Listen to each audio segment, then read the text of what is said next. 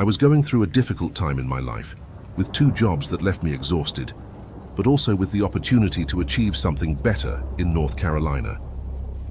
Those interviews represented a chance for a fresh start, with corporate office jobs, decent pay, and great benefits. Plus, the weather in North Carolina seemed much nicer than New York, where I lived at the time. So I decided to make the long car trip there, about 8 hours. Despite being tired, I thought I would save some money if I drove instead of flying, so I hit the road right after my shift on Thursday night. I had Friday off for interviews, so I thought I would be able to get there around 2 a.m., get some rest, and be ready for the next day's commitments. I never imagined, however, that this decision would lead me to such a terrifying experience. That lonely night trip would turn into something far beyond what I could have anticipated, something that would haunt me for days and months to come. A journey that was supposed to be just a means to reach a new opportunity would turn into a bizarre and disturbing nightmare. After a long day of work, I hit the road around midnight with about 8 hours of travel ahead of me. I was exhausted, my eyes burned with exhaustion, but I was determined to be on time for the next day's interviews. This was too important an opportunity for me to miss. At first, the trip went as planned. I drove through the dark of night, listening to music and sipping coffee to keep myself awake. But as the minutes passed, the road became increasingly deserted, and drowsiness began to take over me. It was then that something unexpected and frightening began to happen.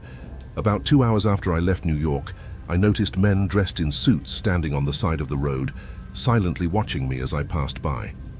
They were sinister figures, completely motionless, that left me deeply disturbed. I tried to ignore them, but my mind started imagining worst-case scenarios. Could these strange men be waiting for someone? Or worse, were they watching me, waiting for the right moment to do something? Fear began to settle in me, turning this trip that was supposed to be just a means to opportunity into something unexpectedly terrifying. About 2 hours later, I began to notice men dressed in suits standing on the side of the road, watching me closely as I passed by. They were sinister and silent figures that left me deeply disturbed. I almost couldn't believe my eyes. These men, completely still, just stood there staring at me as I drove. There was no sign that they were walking or moving in any way, just standing still, as if waiting for something. I tried to ignore them, but something about their actions made me increasingly terrified. I thought about stopping and asking if they needed help. Maybe their car had broken down and they needed a ride. But something in me said it wouldn't be a good idea to get close to them. As I drove away, I couldn't help but wonder what they were doing there, on that deserted road in the middle of the night. Could it be that they were thieves waiting for a victim? Or something even worse, perhaps a lurking supernatural presence? Whatever it was, the mere sight of those men dressed in suits filled me with inexplicable fear. I continued driving, trying to remain calm, but my thoughts kept returning to those ominous figures. Something about them disturbed me deeply, as if they were watching me, waiting for the right moment to act. And I had no idea what they were up to. After stopping for a coffee and trying to continue the journey, my mind started playing tricks on me. I saw the same man in a suit in different places, as if he was chasing me. Even though I knew it was probably a result of my exhaustion, I couldn't get rid of the fear that those images caused me. When I stopped at a rest area for coffee, I noticed another man in a suit standing under a streetlight. This time I got a clear view of his face, a middle-aged white man with short, dark hair, cleanly shaven. The neutral expression on his face as he stared at me was enough to terrify me. Without thinking twice, I quickly got into the car and got out of there as quickly as I could.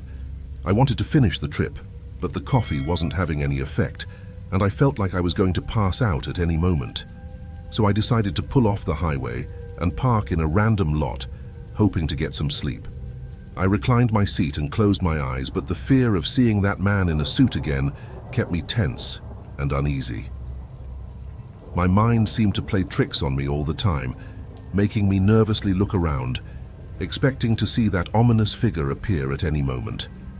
Finally, after hours of pure terror, I arrived at the hotel and managed to recover a little, despite being extremely tired. I tried to calm down and prepare for the next day's interviews, but the memory of those men in suits continued to haunt my mind.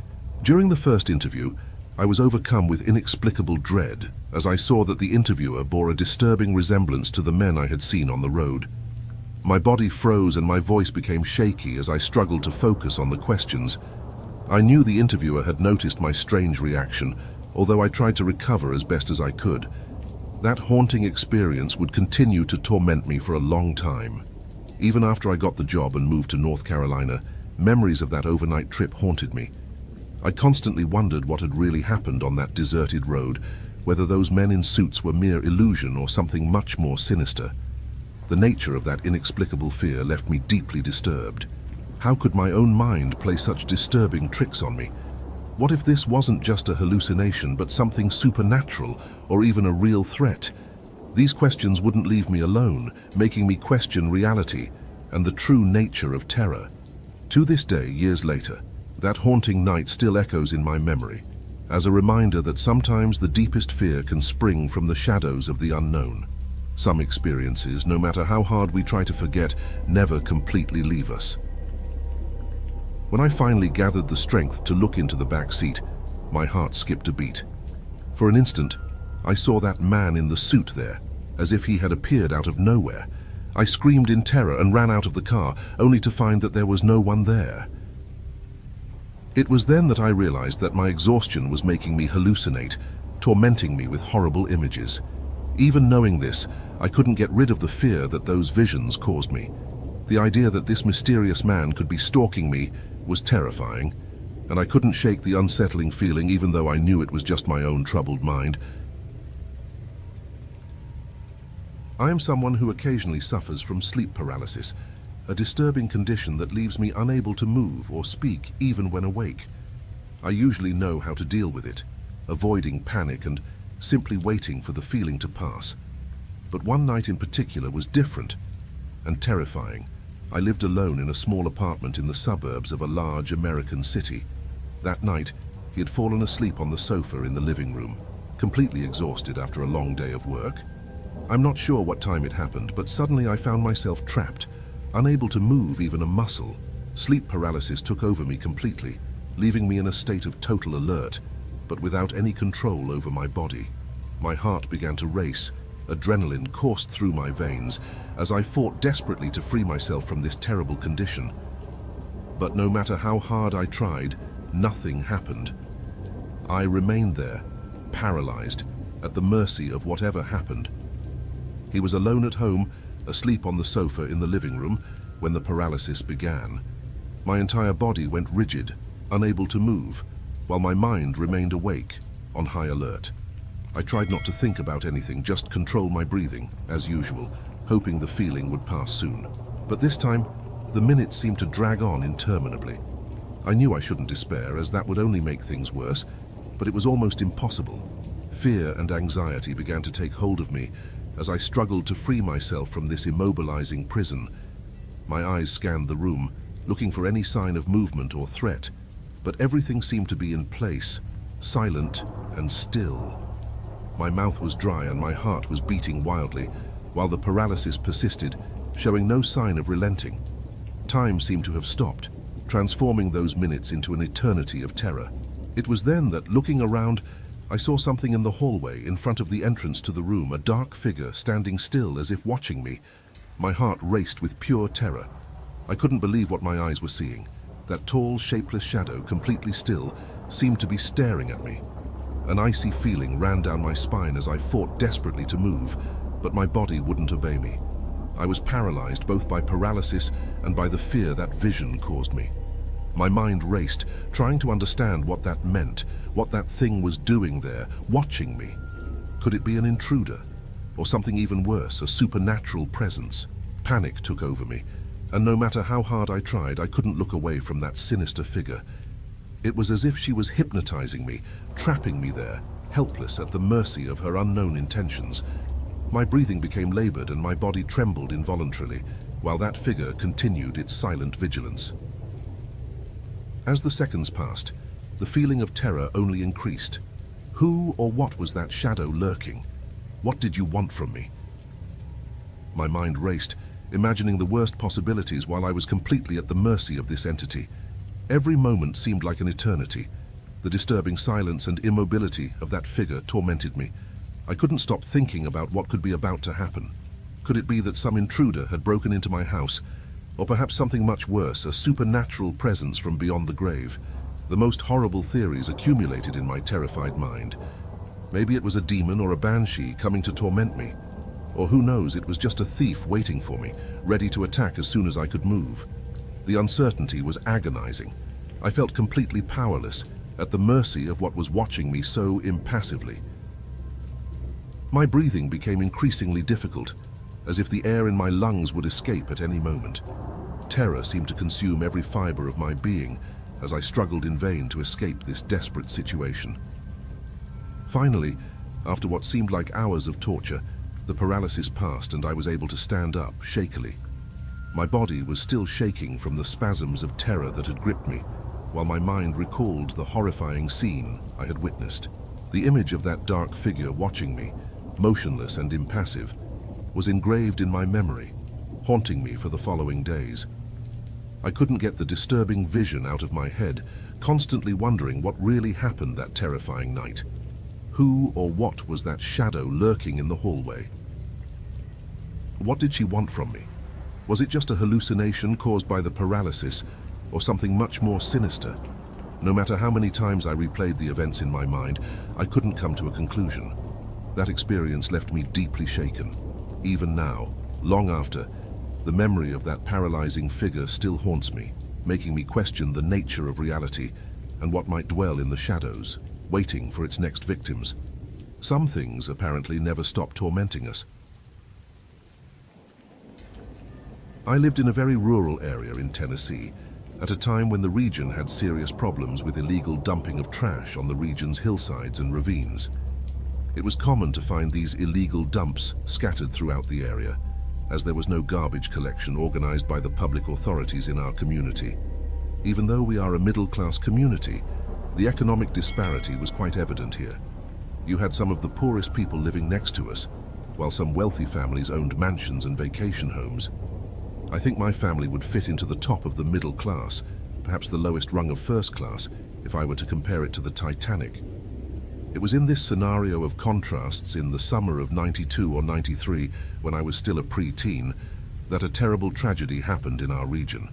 A horrific crime shook our small community, awakening the curiosity and fear of all of us who lived here. A horrific crime has shaken our small community. A woman aged around 30 who had recently arrived in the region was found dead at the base of a steep slope, in the middle of an illegal dump. She had been decapitated, but the rest of her body was recovered. We were all shocked and terrified by the news. A murder like this had never happened in our area, so everyone couldn't stop talking about it. In churches, in beauty salons, everywhere. This poor woman was practically unknown around here, as she had moved to the area less than a year ago. No one knew much about her, which made it all the more disturbing. The worst part is that the killer was never caught at the time. Authorities investigated, but were unable to find the person responsible for such a brutal crime. So everyone was wondering who could have done such a thing and gotten away with it so easily. We couldn't understand how someone could have committed such a horrific murder and simply disappeared, leaving the entire community terrified. My mother, who was very loved by everyone in the community and my best friend, and I decided to go to the crime scene, driven by curiosity. My dad was at work and my brother was out with a friend, so it was just me and my mum. Using a detailed map of the area that my father had, we were able to find the infamous Road of Bones, a creepy, winding path that led to the landfill where the woman's body had been found. That road was narrow, with transitions from asphalt to gravel and then plain dirt, making it very dark and unsettling. As we approached the location, the atmosphere became increasingly heavy.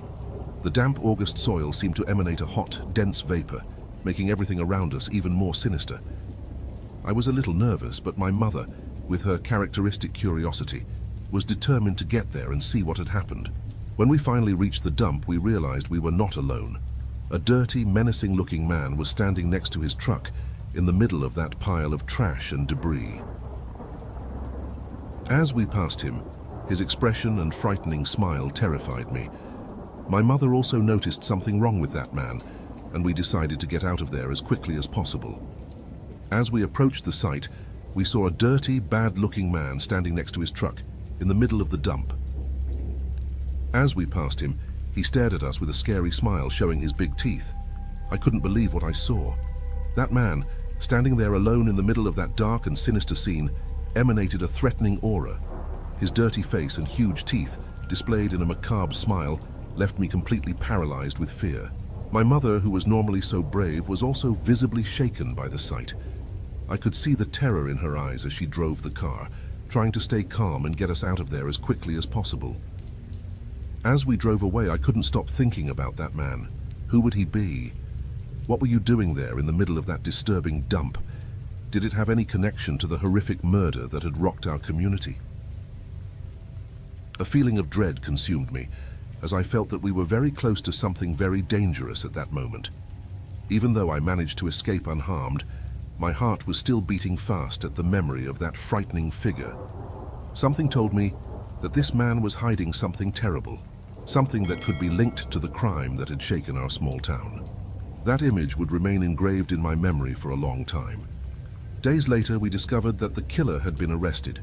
It was the victim's ex-boyfriend who had chased her to that remote region. He had left her body in that sinister dump. When we learned this information, I felt enormous relief but also a sense of horror. It was shocking to think that this terrible man had committed such a brutal crime and simply left the poor woman's body in that disturbing place. The entire community was relieved that he was caught, but still, the tragedy left a deep mark on all of us. Although we escaped unscathed from that situation with the mystery man in the dump, the memory of that guy with the scary teeth haunts me to this day. Whenever I think about that day, I question how close I was to death at that moment. Would that man have done something to us if we had gotten closer? What exactly was he doing there in such a sinister location? These questions never left me alone. That image of his dirty face and unsettling smile was etched in my memory, making me question the nature of the evil that exists in this world. Knowing that he was, in fact, that woman's killer only makes everything even more disturbing. Even years later, the memory of that unexpected and terrifying encounter still makes me shudder. I understand now how close I was to death that day, and it makes me value my life even more. But the image of that mysterious man and his connection to the horrible crime will never leave me alone. I hope this story gave you chills as much as that unexpected encounter tormented me. Remember, sometimes the nightmare doesn't end when we wake up. Don't forget to like the video, subscribe to the channel and leave a comment, sharing your own terrifying experiences. Together we will explore the dark side of reality, where fear never seems to have an end.